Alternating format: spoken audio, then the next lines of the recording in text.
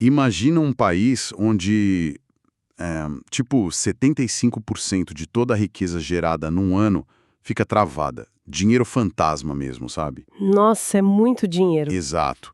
Dinheiro preso em tribunal, bloqueado por briga infinita sobre regra de imposto. Esse era o retrato do Brasil até bem pouco tempo. E é um dado que sempre deixou a galera de fora, os economistas internacionais, meio sem acreditar, né? Sim. Mas hoje a gente vai fazer um mergulho profundo no material da série RFB 2027, o volume 2 da Receita Federal. O foco é justamente a engenharia criada para desarmar essa bomba. Que é basicamente a Emenda Constitucional 132 e a Lei Complementar 214, a maior mudança desde 88. É sobre isso que vamos falar. A nossa missão aqui hoje é decodificar os temas mais quentes, as pegadinhas cirúrgicas para as provas de auditor fiscal de 2027. E eu tô bem animado com isso. A gente precisa entender a dor do sistema anterior. Os documentos falam de empresas gastando 1.500 horas por ano só para pagar imposto. Caramba, 1.500 horas é absurdo. Era um sistema caótico, uma mistura de ICMS do Estado, ISS do município, PIS, COFINS federais, uma bagunça. E a solução para esse caos é o que chamam de IVA dual, né? Isso, o IVA dual substitui tudo isso por dois grandes blocos, a CBS no nível federal e o IBS no nível subnacional, que são os estados e municípios. Certo, vamos desempacotar isso. Porque a grande mudança, pelo que eu li, não é só mudar a sigla. É a mudança do princípio da origem para o princípio do destino. Ah, sim, essa é a grande sacada. O que é fascinante aqui é que antes o imposto ficava onde o produto era fabricado, na origem. E isso gerava aquela guerra fiscal maluca, certo? Exatamente. O Estado produtor dava um monte de isenção para atrair a fábrica, ele abria mão do imposto para gerar emprego. Mas agora, com o princípio do destino, o imposto pertence ao estado onde o consumidor final mora, onde ele compra produto. Ou seja, como o princípio do destino subverte essa lógica de guerra fiscal de forma definitiva. Subverte porque se o estado da fábrica tentar dar isenção agora, não serve de nada. O imposto vai ser cobrado lá no destino final, de qualquer jeito, entende? Isso, o sistema compensa a diferença na etapa seguinte. Isso, a isenção na origem perde totalmente a utilidade matemática. Isso neutraliza a guerra fiscal de uma vez por todas. Genial. Agora, com essa mudança de arrecadação indo para o destino, a gente esbarra num ponto que é a armadilha clássica de prova, que é a jurisdição. Quem manda no quê? Pois é, a fronteira ficou muito, mas muito rígida. O auditor fiscal da Receita Federal só tem competência sobre a CBS, que é federal, e sobre imposto seletivo. Tá, e o IBS? Zero. Nenhuma autoridade. O IBS fica na mão do novo comitê gestor. Espera um pouco, deixa eu ver se eu entendi. Então, na prática, o auditor de 2027 perde a jurisdição sobre uma fatia enorme da tributação. Perde. Se ele bater na porta de uma empresa, o olhar dele tem um ponto cego proposital em relação ao IBS. Exato. É um ponto cego jurídico desenhado de propósito. O comitê gestor do IBS é uma entidade separada da Receita, formada por estados e municípios. A União não apita ali. Caramba! E eles dividem a mesma base e a mesma nota fiscal. Sim, a base de cálculo é a mesma. O sistema digital é o mesmo. Mas, se aparecer na prova que o auditor fiscal federal fiscaliza IBS e CBS, é pegadinho. Falso. Ele autua a CBS e o comitê gestor autua o IBS. Nossa, dica importantíssima para quem nos escuta. E falando em CBS e autuação, isso muda completamente a rotina do auditor dentro da empresa, né? Principalmente com a revolução dos créditos. Muda demais. O antigo sistema do PIS e da COFINS era baseado numa lista restrita. Tinha que provar que o gasto era essencial para a empresa para poder abater o imposto. Eu lembro, tinha aquelas brigas infinitas sobre o que era essencial ou não. O sistema vivia em colapso. Tinha supermercado que passava 10 anos na justiça discutindo se o carrinho de compras era insumo essencial. Sério? O carrinho? O carrinho. Indústria brigava para abater o uniforme do funcionário, mas agora, com a CBS, entra o modelo de crédito financeiro amplo. Aqui é onde a coisa fica realmente interessante. Como funciona isso na prática? Basicamente, qualquer aquisição para atividade da empresa gera crédito. Se o imposto foi cobrado na etapa anterior, a empresa pode abater. Fim de papo. Deixa eu dar um exemplo que vi nas fontes para a gente ilustrar. Antigamente, se uma indústria de aço contratasse um escritório de advocacia, ela não podia gerar crédito de PIS e COFINS sobre os honorários, porque advogado não faz aço. Exatamente. Não estava na linha de produção direta. Mas no novo sistema, com a CBS, tudo gera crédito. Os honorários geram crédito, desde que o advogado também esteja recolhendo a CBS dele. O trabalho do auditor muda de procurar o que não está na lista para ter que rastrear toda a cadeia. É como ter que auditar um ecossistema inteiro, né? Em vez de olhar só para uma vitrine, ele tem que rastrear tudo. Se a gente conectar isso ao cenário maior, a carga cai para a empresa, porque ela tem muito mais crédito. Mas o esforço do auditor, e essa é a parte crucial para 2027, não diminui.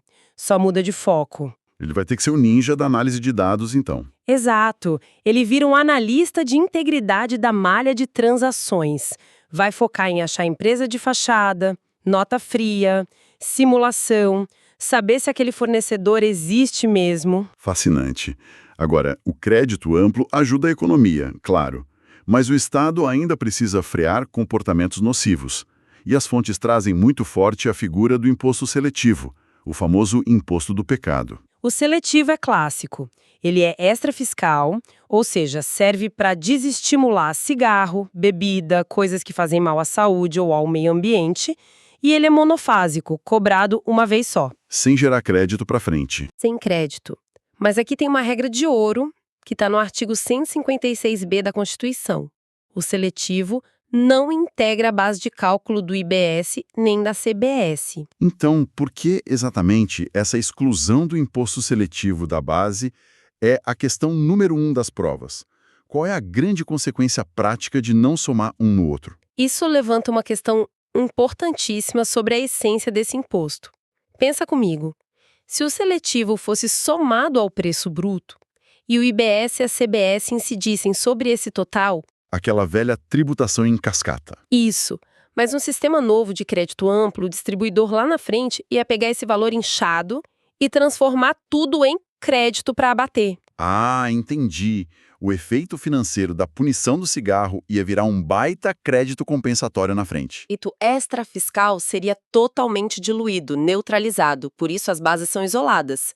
Para o imposto do pecado continuar sendo um castigo para quem consome, e não um benefício fiscal na cadeia. Nossa, faz muito sentido matemático.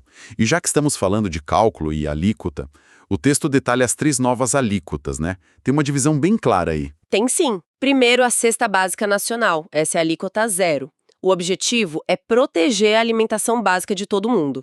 E a segunda? A segunda é uma redução de 60% para setores específicos: saúde, educação, transporte, remédios. E a terceira é a alíquota padrão, que pega todo o resto. Mas me tira uma dúvida. Isentar um produto na prateleira beneficia tanto a família pobre quanto a pessoa muito rica que compra o mesmo arroz, certo? Exato. É o problema da regressividade.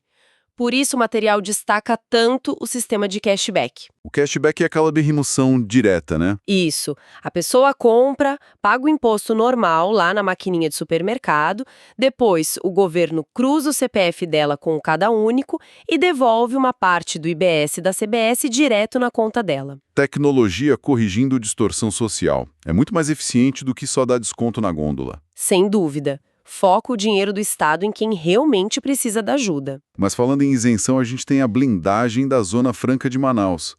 As regras não mexem com eles. Mexem, mas com muito cuidado. A Constituição garante os benefícios da Zona Franca até 2073. Até 2073? Caramba. Pois é.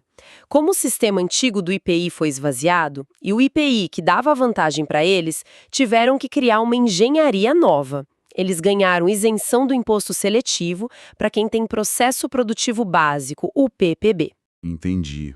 Então eles adaptaram o benefício antigo para a linguagem do IVA dual. Isso. E criaram um crédito presumido para quem compra de lá, para compensar. Bom, a gente já entendeu a regra do jogo, mas agora tem um relógio. O sistema não vai virar da noite para o dia. né? Existe um caminho crítico até 2033. A engenharia da transição. É vital para quem estuda, tudo começa em 2026. No segundo semestre, a gente tem a fase de teste. Teste como? A CBS vai ser cobrada com 0,9% e o IBS com 0,1%. Pera, eles vão conviver com Pisco, FINS, ICMS, ISS, tudo junto? Tudo junto. Mas vamos pensar na prática empresarial em 2026. Fazer as empresas rodarem o sistema velho inteiro e ainda emitirem nota com ínfimos 0,9 de CBS. Isso não é dobrar a burocracia que a reforma prometeu extinguir? No curto prazo, sim, é um estresse sistêmico total. Mas é premeditado. Ah, para calibrar os softwares. Exato. Imagina virar a chave de toda a economia brasileira num domingo à noite. Na segunda-feira ia ser um colapso. Empresas sem conseguir emitir nota, governo sem arrecadar, eles precisam dessa duplicidade para polir o sistema na vida real. Faz sentido. E aí entra 2027, o ano mágico para o nosso público de auditores federais. O marco zero. Em janeiro de 2027, PIS e COFINS morrem para sempre, o IPI é zerado e a CBS entra com força total. É aí que começa a nova era do auditor da Receita Federal, o foco na CBS e no seletivo. Mas e para os estados? O ICMS também morre em 2027? Não, os estados têm mais medo de perder a arrecadação, então a transição deles é de 2029 a 2032. Aquela morte lenta de 10% ao ano, né? Isso. O ICMS, o ISS caem em 10% e o IBS vai subindo para compensar. Até que, em 2033... A virada definitiva. Exato, o IVA dual reina sozinho. Caramba. É muita coisa, mas deu para construir um mapa mental bem sólido. A gente viu como a mudança para o destino elimina a guerra fiscal. Uhum. Entendemos que o auditor fiscal federal só olha para a CBS e seletivo, sendo que o IBS é jurisdição exclusiva do comitê gestor. Sem exceções. E a gente passou pela revolução dos créditos. Sair daquela briga da essencialidade do PIS/COFINS para o rastreamento gigantesco da CBS.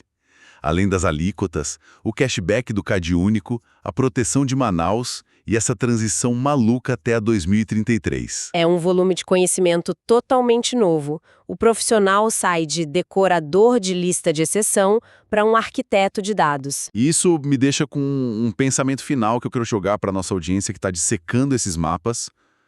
A dor que gerou isso tudo foram 75% do PIB travados em litígio tributário, certo? O dinheiro fantasma. Isso. A promessa agora é simplificar. Mas quando a gente joga na mesa um conceito subjetivo como o crédito financeiro amplo, que exige auditar a cadeia inteira, É complexo. e ainda bota 7 anos de transição rodando 2 sistemas ao mesmo tempo, com a Receita e o Comitê Gestor fiscalizando a mesma base sem se cruzar, será que a gente está realmente entrando numa era de pacificação fiscal?